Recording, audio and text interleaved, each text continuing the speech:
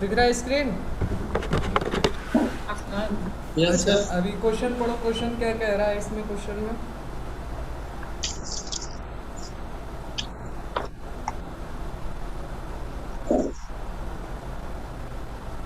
कह रहा है wire of a given material having length L and area of cross section A has resistance इतना। ठीक है, देन क्या फाइंड करने के लिए बोल रहा है आपसे? What would be the resistance of another wire of the same material having length L by 2 and area of cross section इतना। ठीक है, क्वेश्चन आपसे कह रहा है कि wire of a given material having length L and cross section है have resistance. कोई एक मटेरियल का वायर है आपके पास, ठीक है, जिसका लेंथ कितना दिया गया है आपको? L दे दिया गया है, और क्रॉस सेक्शनल एरिया कितना दिया गया है? एम्पेयर। आपको दे दिया गया है क्रॉस सेक्शनल एरिया ए दे दिया गया है। क्या दे दिया गया है? ए। ये ठीक है, और इसके अंदर जो रेजिस्टेंस है यानी आर आ रहा है वो कितना आ रहा है? 4 ओम का आ रहा है। ठीक है, पहला केस ये बोला जा रहा है। ठीक है, फिर क्या बोला जा रहा है केस सेकंड में कि what would be the resistance of another wire of the same material, यानी जिस मटेरियल का ये था, सपोज ये मटेरियल 1 था, ठीक है, तो ये भी मटेरियल केस 2 में भी जो आपके पास वायर है वो मटेरियल 1 का ही है। किसका है? मटेरियल 1 का ही है। बस डिफरेंस क्या है कि same material having length L by 2, यानी इसका लेंथ आपका जो है L बाई 2 कर दिया गया है, और आपका क्रॉस सेक्शनल एरिया को डबल कर दिया गया, यानी ये जो एरिया है, ठीक है, इसको 2A कर दिया गया A की जगह। ठीक है, तो आपसे पूछा जा रहा है कि इस केस में R कितना आएगा। समझ में आया क्वेश्चन क्या है? Yes sir. अब इस क्वेश्चन को थोड़ा सा मैं अल्फ़ाबेट हटा के कुछ वैल्यूज़ रख के सॉल्व करता हूँ। ठीक है, फिर अल्फ़ाबेट से आप करेंगे तो उससे थोड़ा सा आपको समझने में आसानी होगी। मैंने कहा कि कोई वायर है जो 2 मीटर लेंथ का है। कितने मीटर लेंथ का है? 2 2 मीटर। मीटर। ठीक है, जिसका क्रॉस सेक्शन एरिया सपोज आपका कितना 3 वैल्यू, ओम। कितना ले लें? 3 मीटर स्क्वायर ले लो, इसको 5 मीटर कर लो। ठीक है, आपका यस। कोई वायर है जिसका लेंथ 5 मीटर है, ठीक है, और आपका एरिया ऑफ क्रॉस सेक्शन कितना है? 3 मीटर स्क्वायर है, और रेजिस्टेंस वो कितना दे रहा है? 4 ओम दे रहा है। तो इससे आप क्या फाइंड कर सकते हैं? इस मटेरियल का आप रेजिस्टिविटी फाइंड कर सकते हैं। क्या फाइंड कर सकते हैं? रेजिस्टिव। रेसिस्टिविटी। ठीक है, और मटेरियल जो है सेम होने का मतलब ये है कि जो भी यहाँ पे मटेरियल है, अगर रेजिस्टिविटी सपोज इसका कुछ 5 ओम मीटर है, तो इसका भी रेजिस्टिविटी क्या आएगा? 5 5 ओम, ओम मीटर। क्योंकि मटेरियल सेम है। ठीक है, तो रेजिस्टिविटी हम यहाँ से फाइंड आउट करते हैं। तो हम कहते हैं रेजिस्टिविटी इज इक्वल्स टू क्या होता है?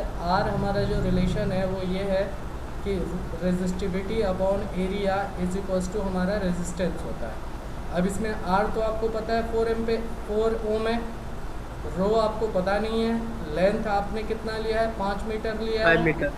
और एरिया आपने कितना लिया है? 3 3 मीटर मीटर स्क्वायर। स्क्वायर। मैं यूनिट हटा दे रहा हूँ लास्ट में खाली, क्योंकि मेरे को पता है रो का क्या यूनिट होता है। ठीक है ना, तो मेरा रो कितना आ जाएगा? 12 बाई 5 ओम मीटर आ जाएगा। Yes sir. ठीक है, अच्छा अब यहाँ सेकंड केस में आऊँ। सेकंड में क्या हुआ कि मैंने जो जो भी मेरा लेंथ था 5 मीटर, मैंने उसका आधा कर दिया, तो ये कितना हो जाएगा? 5 बाई 2 2.5 मीटर।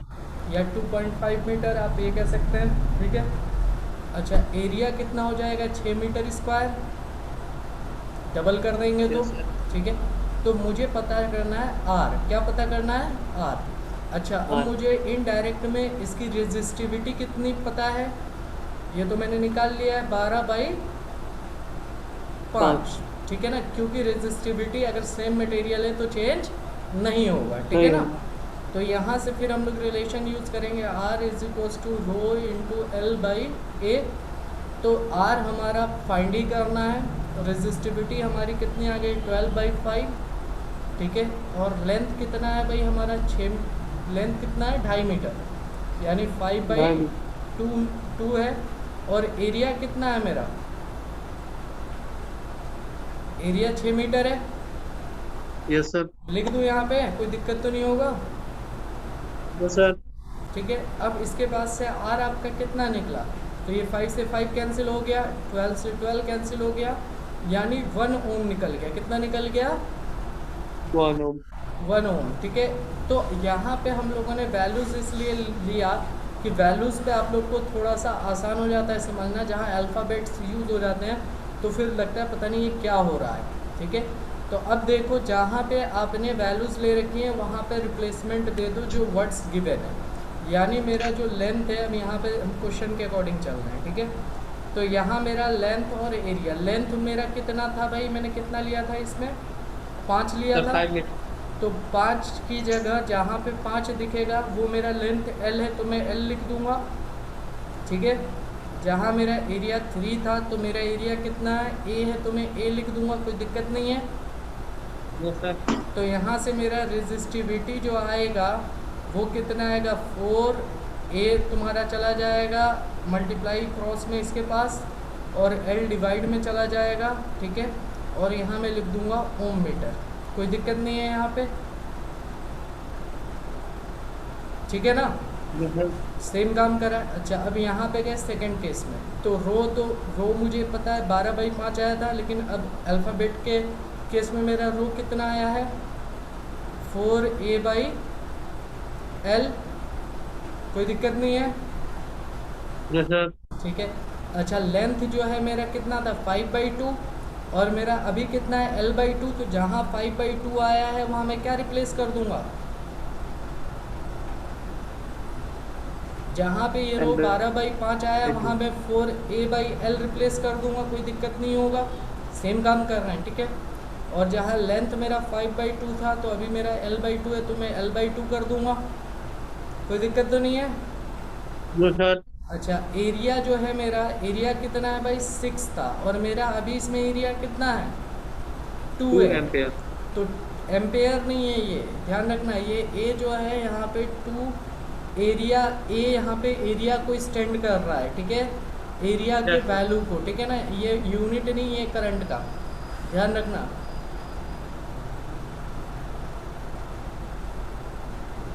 समझ में आ रही है बात? यही सब, ये सब गड़बड़ किया हुआ है बुक में, जिसकी वजह से कन्फ्यूज़न क्रिएट होता है, ठीक है ना। तो यहाँ पे ए जो है वो किसको डिनोट कर रहा है, एरिया बता रहा है, ठीक है। इसलिए मैंने वैल्यूज़ लिया नंबर में कि आपको क्लियर हो जाए क्या हो रहा है। तो यहाँ पे 6 की जगह मैं क्या रख दूँगा, 2A रख दूँगा, ठीक है जी। Yes sir. अब यहाँ देखो क्या हो रहा है, तो यहाँ पे देखोगे तो अब कुछ कैंसिल आउट हो रहा है, ये L से ये L कैंसिल आउट हो जाएगा, इस A से ये E कैंसिल आउट हो जाएगा, आइए 2 2 जा 4, और 4 कैंसिल आउट हो गया। तो यानी आपका यहाँ पे क्या बच गया, 1 बच गया। 1 ओम। तो आपका रेजिस्टेंस इसका क्या आ जाएगा, 1 ओम आ जाएगा। क्लियर हो गया ये चीज़ या नहीं? तो इसको आप यस सर। इसको 2 क्वेश्चन बना लेना। एक क्वेश्चन ये बना लेना कि ये वैल्यूज़ जो हमने रख दिया है L की जगह 5, ये एक तुम्हारा अलग क्वेश्चन हो जाएगा, और एक अल्फ़ाबेट पे हो जाएगा। समझ में आ रही है बात? यानी सेम क्वेश्चन Yes, sir. होगा, उसमें क्या होगा, a wire of given material having length 5 metre and area of cross section is 3 metre square, ठीक है, has resistance Yes. 4 ohm. What would be the resistance of another wire of the same material having length is कितना, 2.5 metre and area of cross section is 6 metre square. Clear हो गया ये चीज़? Yes sir. तो ये 2 question बना लेना, एक में न्यूमेरिकल वैल्यूज़ रख के और एक जो आपका एनसीईआरटी में अल्फ़ाबेट पे। तो दोनों ही केस में आंसर आपके सेम आ रहे हैं, जो कि 1 ओम आ रहा है। क्लियर हो गया ये चीज़ या नहीं? Yes sir. सबका क्लियर हुआ या किसी को डाउट है इस अप्रोच में? Yes sir. उसका स्क्रीनशॉट ले लो, फिर तरीके से कर लेना। अभी तो देखने में तो ये भोज पोज सा लग रहा है। सर, हाँ और बोलिए। ये जो 5 लिखे हैं L की जगह पे, L की जगह पे 5 जो लिखे हैं, अगर वहाँ पे 6 7 कुछ भी कुछ लिखा भी जाए रख, तो कुछ 1 भी ही आएगा। रख के देखना, खुद से क्वेश्चन जनरेट कर लेना। कल बाइक गिरा दिए थे क्या कहीं? उसका शीश वो आगे वाला टूटा हुआ है। सर पूरा क्वेश्चन नहीं दिख रहा है। मेरे से नहीं गिरा है।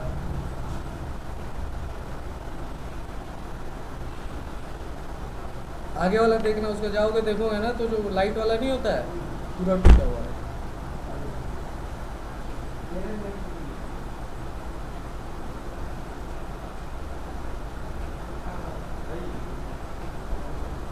हो गया? क्वेश्चन दिख रहा है? हर्षित क्या बोल रहे थे आप? क्वेश्चन की जगह 5 की जगह कुछ भी ले सकते हैं, कुछ भी ले लेना, कोई दिक्कत नहीं है। सर साइड का नहीं दिख रहा है। आंसर सेम ही आएगा, 1 ही होगा। तो आंसर देखना क्या आ रहा है, आंसर तो निकाल के चेक करोगे ना। सेम क्राइटेरिया पे लेके जाओगे तो 1 ही आएगा। मतलब सेम क्राइटेरिया का मतलब है कि अगर यहाँ पे तुमने 7 लिया एल, ठीक है, तो दूसरे केस में जो है तुम 3.5 लोगे। क्या लोगे? क्या लोगे? मतलब इसका हाफ, इसका हाफ लोगे। अब यहाँ पे अगर तुमने 7 लिया और यहाँ 5 ले लिया तो उस केस में आंसर मैच नहीं करेगा, मतलब दूसरा कुछ आंसर आएगा। समझ में आ रही बात?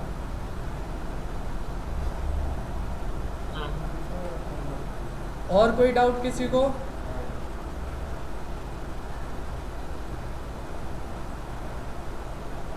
इसका स्क्रीनशॉट लेके ग्रुप में डाल दो, वहां से नोट कर लेना, फिर आगे देखते हैं। ये जो लिखा है समझ में तो आ रहा है, या इसको क्लियर करके लिखें हम दोनों अप्रोच को अलग अलग?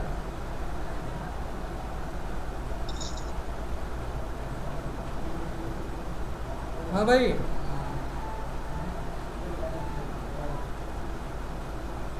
कह रहे हैं ये जो लिखा है ये दिख रहा है क्लियर, या इसको अलग अलग करके लिखा जाए?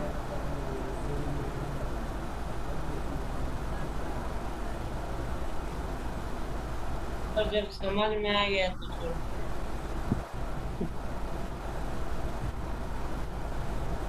आप लोग लिख लेंगे ना, ये बुक नोटबुक में कर लेना। Yes, ऐसा नहीं sir. कि फिर यहीं छोड़ दो, ठीक है? आगे बढ़ा जाए फिर।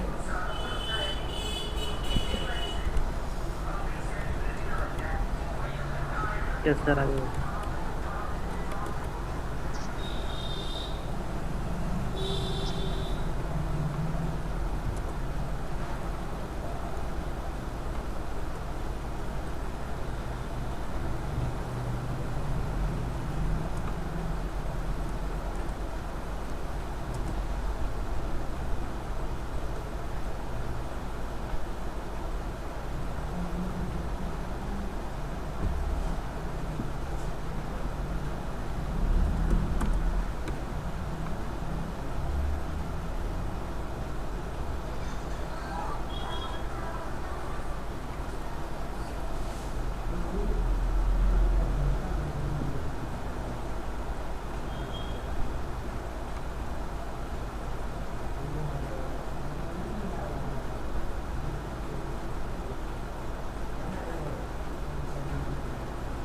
रेजिस्टिविटी पे बेस्ड क्वेश्चंस क्लियर हो गए? कोई दिक्कत तो नहीं होगा अब इन पे?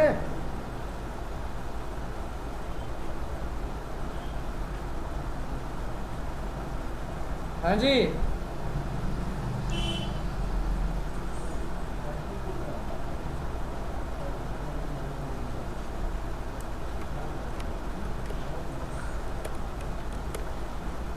कह रहे हैं रेजिस्टिविटी पे बेस्ड क्वेश्चन क्लियर हो गए, कोई प्रॉब्लम तो नहीं होगा?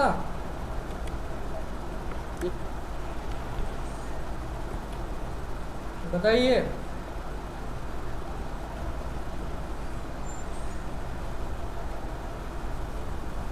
सर हाँ बोलिए। सर जब मटेरियल सेम होता है तो रेजिस्टिविटी सेम होती है। मटेरियल सेम होगा तो रेजिस्टिविटी सेम होगा ना। जैसे अगर गोल्ड है तो गोल्ड का एक अपना एक रेजिस्ट करने का प्रॉपर्टी है, समझे? वो क्या करेगा, प्योर गोल्ड है तो वो सब, चाहे वो कितना केजी का भी आप ले लो, उस पर वो प्रॉपर्टी मिलेगा। रेजिस्टेंस वेरी करेगा उसके लेंथ वगैरह पे, एरिया ऑफ क्रॉस सेक्शन पे।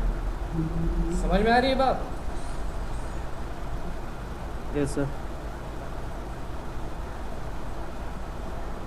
और कोई डाउट किसी को? सर चलो अभी यहाँ पे देखो, हम लोग क्या देख रहे हैं, resistance of a system of resistors, ठीक है?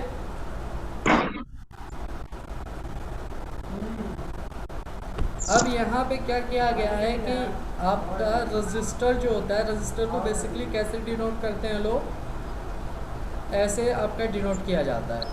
ठीक है, ये क्या सर्किट डायग्राम में अगर ये सिंबल आएगा तो आप इसको क्या समझेंगे, रजिस्टर। क्या समझेंगे, रजिस्टर। ठीक है, समझ में आ रही है बात क्या बोल रहे हैं। Yes sir. एक्चुअल में क्या है कि कोई भी आपका कंपोनेंट है, ठीक है, कोई भी कंपोनेंट, ठीक है, चाहे बल्ब हो, चाहे मशीन हो, चाहे कुछ भी हो, ठीक है, जो इलेक्ट्रिसिटी से चल रहा है या वर्क कर रहा है, वो इनडायरेक्ट में समझो कि सब के सब रजिस्टर हैं। सब के सब क्या है, रजिस्टर है। ठीक है, रजिस्टर्स का क्या मतलब है कि जो भी आपका करंट को क्या करे, फ्लो ऑफ करंट को अपोज करे, वो रजिस्टर होता है। तो आपका अगर ये बल्ब है तो बल्ब क्या हमारे करंट को अपोज कर रहा है या नहीं करता है, सर करता है। करता है। ठीक है, तो ये एक तरीके से कॉन्सेप्चुअल अगर देखा जाए तो ये भी मेरा क्या है, एक रजिस्टर है। क्या है ये, रजिस्टर है। ठीक है, लेकिन लोग इसको रजिस्टर ना कह के इसको बल्ब कहते हैं और इसको यूज़ करते हैं कि ये इमिट लाइट करने के लिए, लाइट बिल। ठीक है ना, लेकिन एक तरीके से एक कॉन्सेप्ट से ये हमारा रजिस्टर ये भी है। क्लियर हो गया ये चीज़। लेकिन इसका Yes, जो sir. पर्पज़ है, यानी रजिस्टर जो टर्म यूज़ किया गया है वो उन चीज़ों के लिए यूज़ किया गया है कि जिस चीज़ को सिर्फ इस मकसद से यूज़ करा जा रहा है कि वो करंट का जो फ्लो है उसको क्या कर दे, कम कर दे। ठीक है, करंट को यहाँ पे जो हमारा बल्ब यूज़ किया जा रहा है वो इसलिए नहीं किया जा रहा है कि यहाँ पे करंट 2 एम्पेयर जा रहा है तो मैं बल्ब लगा दूँ कि मेरा करंट यहाँ से 1.9 एम्पेयर जाए। क्या जाए, 1.9 एम्पेयर। यहाँ पे तो बल्ब आप यूज़ इसलिए कर रहे हैं क्योंकि आपको बल्ब से लाइट चाहिए। क्या चाहिए, लाइट चाहिए। समझ में आ रही है बात। लेकिन सपोज़ अगर कहीं आपकी रिक्वायरमेंट ऐसी है कि कोई मशीन है, सपोज़ ये कोई आपके पास मशीन है, इस मशीन का जो फंक्शनिंग है उसके लिए 1.9 एम्पेयर का रिक्वायरमेंट है और आपके वायर में जो करंट आ रहा है 2 एम्पेयर का आ रहा है, तो आपके पास एक बल्ब लगा रखा हुआ था, आपने बल्ब इस रीज़न से लगा दिया कि मेरा ये बल्ब जो है कुछ इसका जो करंट का फ्लो है उसको खा ले और आगे जो है जितना इसको रिक्वायर्ड है उतना मिल जाए। तो उस सिचुएशन में ये बल्ब भी हमारा रजिस्टर ही एक्चुअल में कहलाएगा। समझ में आ रही है बात। तो रजिस्टर का मतलब ये नहीं कि कोई स्पेशल टाइप का कोई चीज़ है। ठीक है, यानी every machine is a resistor. कोई भी मशीन है, कोई भी आपका इलेक्ट्रिक डिवाइस है, वो सारा एक्चुअल में रजिस्टर है। ठीक है, लेकिन उनका पर्पस कुछ और है, यानी फ्लो ऑफ करंट को रोकने के लिए नहीं करा जा रहा है, तो हम उसको रजिस्टर ना कह के बल्कि हम इलेक्ट्रिकल डिवाइस कह देते हैं। ठीक है, और जिनको सिर्फ इस पर्पस से लगाया जा रहा है कि जो फ्लो ऑफ करंट को रोके, उनको हम सिर्फ रजिस्टर कह रहे हैं। क्लियर हो गया ये चीज़ यहाँ तक। Yes sir. ठीक है, तो अब उनमें देखिए क्या होता है। अब इसमें जो सर्किट डायग्राम में जो आपको बताया गया तो उसमें कहा गया कि अगर आप कहीं ऐसा सिंबल देख लें, ठीक है, तो आप इसको समझ लेंगे कि ये रजिस्टर का काम कर रहा है। क्या कर रहा है, ये रजिस्टर है। क्या है, ये रजिस्टर है। क्लियर हो गया ये चीज़। अब इन रजिस्टर को, बहुत सारे रजिस्टर को जब हम वायर में लगा देते हैं, ठीक है, बहुत सारे रजिस्टर को, ठीक है, हमने एक सर्किट डायग्राम में इसको अटैच कर दिया, तो मैं ये जानना चाह रहा हूँ कि जैसे ये रजिस्टर का तो कुछ रोकने का अपना कैपेबिलिटी होगा, ठीक है, इसका कुछ अलग होगा, हो सकता है सेम हो।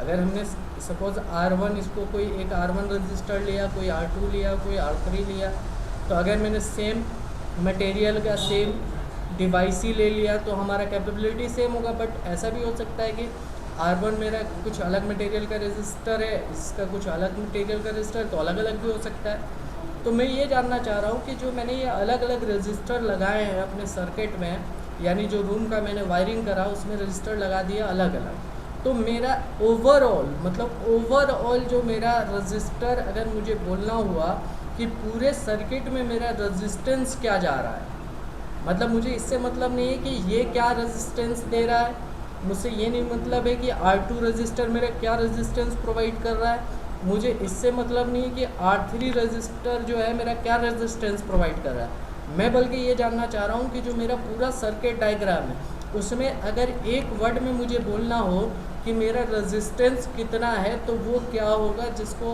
लोगों ने इक्विवेलेंट रेजिस्टेंस कहा। क्या कहा? इक्विवेलेंट रेजिस्टेंस कहा, या टोटल रेजिस्टेंस कह लो, या इफ़ेक्टिव रेजिस्टेंस कह लो, कि मतलब सारे रजिस्टर के वजह से जो मेरे को पूरा ओवरऑल सर्किट में जो मेरे को रेजिस्टेंस मिल रहा है वो क्या मिल रहा है। ठीक है, तो उसको कैसे हम फाइंड आउट करें। फिर यहाँ पे आप समझ लो एक चीज़ और, कि जैसे ये कुछ ऐसी बात हो रही है कि आपने 4-5 वर्कर हायर करें, W1, W2, W3, W4, suppose W5, 5 worker higher करें। एक ने आपको कमा के जो है ना, एक वर्कर ने 200 रुपये दिया, एक वर्कर आपको कमा के 100 रुपये दे रहा है, एक वर्कर आपको 500 रुपये दे रहा है। ठीक है, एक वर्कर आपको जो है एक दिन में सपोज 1000 रुपये दे रहा है, एक वर्कर आपको 50 रुपये दे रहा है। तो आप ये जानना चाह रहे हैं कि ये सब एक दिन में दे रहे हैं, तो आप ये जानना चाह रहे हैं कि मेरे को टोटल जो है एक दिन में इन सारे वर्कर से मुझे कितना अर्निंग हो रहा है। समझ में आ रही है बात? यानी नेट अर्निंग बोलेंगे ना आप यहाँ पे, कि W1 क्या दे रहा है उससे मतलब नहीं है, W2 क्या दे रहा है उससे मतलब नहीं है, W5 क्या दे रहा है उससे मतलब नहीं है। मैं ये जानना चाह रहा हूँ कि जितने भी मैंने वर्कर लगा रखे हैं सब मुझे कुछ ना कुछ दे रहे हैं। तो मैं अगर सिर्फ ये जानना चाहूँ कि मेरा नेट अर्निंग कितना हो रहा है, तो मैं क्या करता हूँ, जनरली लाइफ में क्या करेंगे हम लोग, इन सबको जोड़ देते हैं। क्या कर देते हैं? जोड़ देते हैं। तो हमें क्या मिल जाता है? नेट अर्निंग मिल जाता है। क्या मिल जाता है? Net earning. तो ऐसे ही कुछ हो रहा है कि आपके रेजिस्टेंस बहुत सारे लगे सर्किट डायग्राम में, तो उन सब का अलग अलग रेजिस्टेंस था। तो आप ये जानना चाह रहे हैं कि मेरा अलग अलग जो रेजिस्टेंस है उससे मतलब नहीं है कि मेरा टोटल जो सर्किट पे इफ़ेक्टिव रेजिस्टेंस आ रहा है वो कितना आ रहा है। तो उसके लिए हम लोग ये टॉपिक स्टडी कर रहे हैं। ठीक है, समझ में आ रही है बात? Resistance of a system of resistor. Clear हुआ क्या करने जा रहे हैं इस टॉपिक में, हम क्या डील करने जा रहे हैं? Total amount of register. हाँ, मतलब इफेक्टिव रेजिस्टर, हमारा रेजिस्टेंस क्या आ रहा है कि जब हम 2 या 4 या 10 रेजिस्टर्स लगाएंगे, तो अगर मुझे जानना हो कि मेरा इफेक्टिव रेजिस्टेंस क्या आएगा टोटल को लगाने की वजह से, तो वो कैसे मालूम करूं और वो कितना आएगा, ये जानना है मुझे। क्लियर हो गया ये बात क्लियर हो गई? यहाँ तक किसी को दिक्कत कोई? Yes sir. ठीक है। Yes. अब यहाँ पे देखो, अब रेजिस्टेंस को लगाने के 2 वे दिए गए। रजिस्टर जो है उसको लगाने के 2 वेज दिए गए। ठीक है, सीरीज। ठीक है, यानी 2 वेज रजिस्टर को लगाने को कह सकते हो, या सर्किट डायग्राम को बनाने के 2 वे दिए गए। ठीक है, जिसमें एक वे को आपका अरेंजमेंट को बोला गया सीरीज। ठीक है, और एक को बोला गया पैरेलल। ठीक है, मैथमेटिकल जो पैरेलल का कॉन्सेप्ट है इससे उसका कोई लिंक नहीं है, ध्यान रखना। ठीक है ना, मैथमेटिकल जो पैरेलल लाइन आप जानते होंगे, या पैरेलल का जो कॉन्सेप्ट आपने पढ़ा होगा, तो पहली बात ये दिमाग में रख लेना कि इस पैरेलल का उस पैरेलल से कोई भी लिंक नहीं है। अगर लिंक बनाओगे तो फिर तुम्हारा प्रॉब्लम क्रिएट हो जाएगा। यानी मैथमेटिकल पैरेलल लाइन जो हम लोग पढ़े हैं या पैरेलल जो पढ़े हैं, उसका इस पैरेलल से इलेक्ट्रिकल पैरेलल कनेक्शन से कोई भी लिंक, नो लिंक। ठीक है ना, तो यानी इसका मतलब ये है कि कोई चीज़ मुझे ऐसे दिख रही है, ठीक है, कोई यहाँ पे ऐसे दिख रहा है और यहाँ ऐसे दिख रहा है। ठीक है, तो जब मैंने नो लिंक बोल दिया तो आपको ये दिमाग ही नहीं लगाना है कि ये दोनों पैरेलल में। समझ में आ रही बात? मैथ्स तो ये कहेगा कि ये दोनों चीज़ें क्या हैं, पैरेलल है, क्योंकि गैप सेम दिख रहा है हम लोग को। मैथ्स कहेगा ना ये चीज़। लेकिन इलेक्ट्रिक में ऐसा कोई भी कॉन्सेप्ट नहीं है कि अगर गैप सेम है तो वो पैरेलल कहलाएंगे। ठीक है ना, तो कंफ्यूज नहीं होंगे। अच्छा, अब यहाँ पे पहले हम लोग समझ लेते हैं सीरीज़ में और पैरेलल में क्या डिफरेंस है और किस में क्या कहा जा रहा है। समझना कि अगर आपको कोई भी 2 या 3 या 4 या 10 लोगों को देखना हो तो वो आपस में कनेक्ट हो सकते हैं। ठीक है, आपस में कनेक्ट हो सकते हैं वो 2 तरीके से। एक कनेक्ट हो सकते हैं सीरीज से और एक कनेक्ट हो सकते हैं पैरेलल से। ठीक है, 2 और मोर पीपल, 2 और मोर इलेक्ट्रिकल डिवाइसेस, ठीक है। इलेक्ट्रिकल डिवाइसेस में आपका रजिस्टर्स वगैरह सब आ गया, ठीक है ना। तो वो दो तरीके से आपस में कनेक्ट हो सकते हैं, या तो सीरीज में या पैरेलल में। अब बस आपको ये देख लेना है कि वो सीरीज में कनेक्ट है या पैरेलल में। ये सबसे इम्पोर्टेंट पार्ट है आपके पूरे इलेक्ट्रिक का, समझना कि हमारा जो कनेक्शन है दो लोगों के बीच में वो सीरीज में है या पैरेलल में। अगर ये क्लियर हो गया तो फिर आपको कोई भी न्यूमेरिकल में या किसी भी कॉन्सेप्ट में कोई भी दिक्कत नहीं होने वाली है। तो सिंपल देखने का इनका तरीका ये है कि हमारा सीरीज में है पैरेलल में है, कि आप देख लेना कि जो एक बंदा है, सपोज यहाँ पे कोई आदमी है, ठीक है, वो कहीं से उसको कुछ एनर्जी मिल रही है, सपोज इसको कहीं ए जगह से एनर्जी इसको मिल रही है, ठीक है। कोई दूसरा बंदा है जो यहाँ खड़ा है बी जगह, ठीक है, बी पोजीशन पे, ठीक है। ये सपोज मैन 1 है और ये मैन 2 है, ठीक है। इसको भी एनर्जी जो प्रोवाइडर कर रहा है वो ए ही कर रहा है, ठीक है। अब ए जो है इसको एनर्जी कैसे प्रोवाइड कर सकता है, तो ऐसे प्रोवाइड कर सकता है कि इसको डायरेक्ट इसको इधर भेज दे एनर्जी, और ऐसा भी हो सकता है कि ए ने क्या कहा किसी बंदे को भेजा कि भाई तुम जाना पहले M1 को दे देना, आदमी 1 को दे देना, और फिर दूसरा जाके फिर इसको देने के बाद आप जो भी बचे या जो भी है वो M2 को देना, ठीक है। ये जो ए बंदा है जो एनर्जी पहुंचाना चाह रहा है मैन 1 को, ये दो तरीके से पहुंचा सकता था कि एक बंदा हायर करा इसने,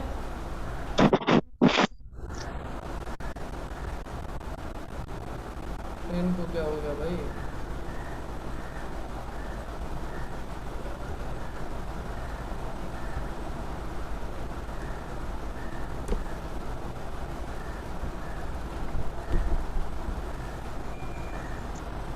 यहाँ देखो, तो यहाँ जो ये बंदा है, ये समझ में आ रही है बात। ए कोई आदमी है जो एनर्जी प्रोवाइड कर रहा है मैन 1 को मैन 2 को, ठीक है। ये समझ में आ जाएगा, समझना तो सारा क्लियर हो गया।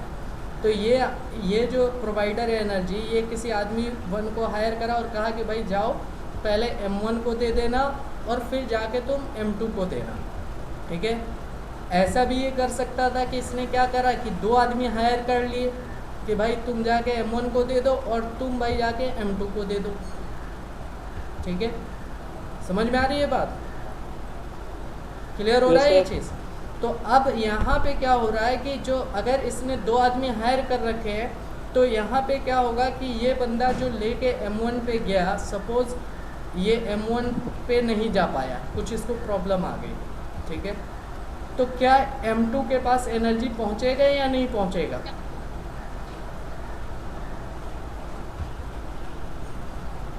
नहीं पहुंचेगा, ठीक है।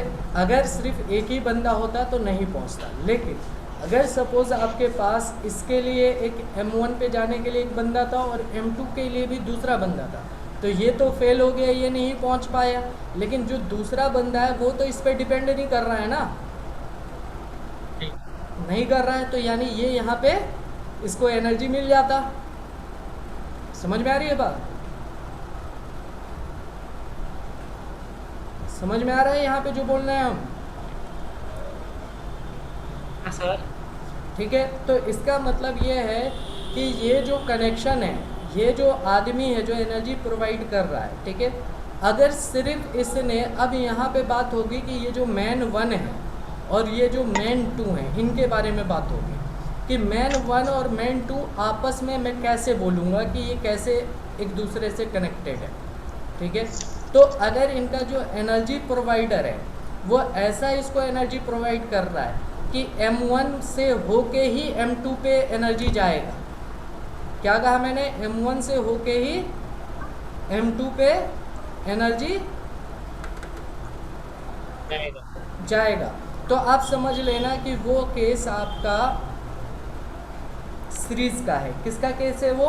तो हम कहेंगे M1 और M2 जो है एक दूसरे से सीरीज में जुड़े हुए हैं। किस में जुड़े हुए हैं? M1 और M2 किससे जुड़े हुए हैं? एक दूसरे से। कौन से कनेक्शन से जुड़े हुए हैं? सीरीज से जुड़े हुए हैं। अगर आपका ऐसा कोई केस है कि जो एनर्जी प्रोवाइडर है, ठीक है, उसने दो पाथ रख रखे हैं, यानी M1 को एक अलग रूट से दे रहा है और M2 को एक अलग रूट से दे रहा है, ठीक है।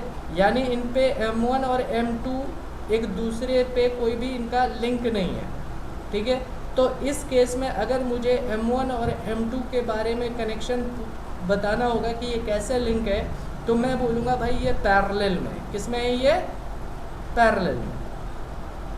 किस में है ये?